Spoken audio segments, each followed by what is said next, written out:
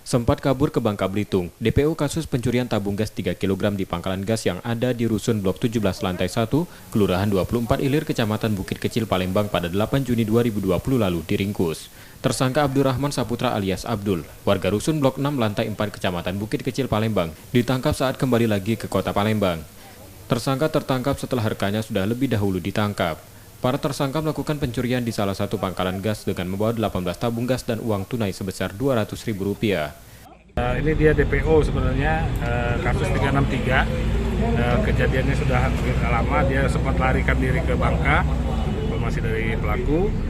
363 ini yang di rumah susun, sempat di rumah susun Blok 17 yang ada 363 botol kaleng gas ya, gas yang 3 kilo, banyak 13 kaleng, 13 tabung, dan alhamdulillah berhasil sehingga lengkap, sudah tidak ada depo lagi untuk perkara 363 ini.